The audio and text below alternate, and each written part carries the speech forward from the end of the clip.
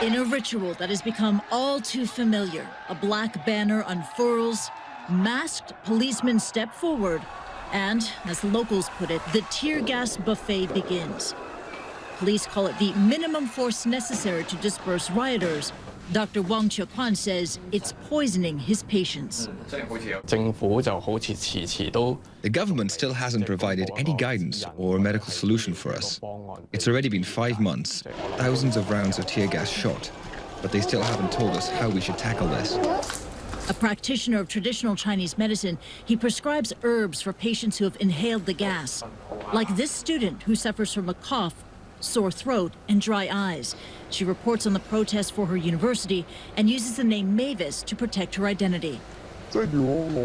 After I get older and give birth, I'm worried that this exposure might cause health damages to my future children. In almost 6 months of protests, Hong Kong police have fired more than 11,000 rounds of tear gas across the territory, and the long-term exposure is raising concerns. In a recent letter published in The Lancet, a group of Hong Kong medical experts criticized the, quote, apparent absence of government-led decontamination efforts, as well as the absence of official guidelines and self-help advice on health protection. Hong Kong Health Secretary Sophia Chan dismissed the criticism. It starts with a burning pain in the eyes, nasal passages, and skin, followed by tears and coughing and sometimes wheezing and even anxiety. And little is known about the long-term effects. I'm concerned that the safety of tear gas is underestimated and that the lack of data is used basically as a justification for escalating use. So follow-ups on pregnancy outcomes, fetal issues, malformations, developmental problems should be investigated over many years. And in general, yeah, lung and cardiovascular health.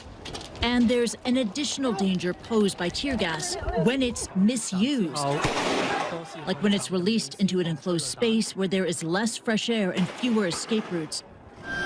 Fired from above or directly into crowds when heavy and hot canisters can cause severe impact injuries, or when police use expired tear gas, which can be chemically unstable. Photos of expired canisters have been widely shared on social media. Police insist it poses no additional health risks. There's no expiries. There's the best using periods. All right. Some may beyond the best using periods. Yes, I admit, but we stop it.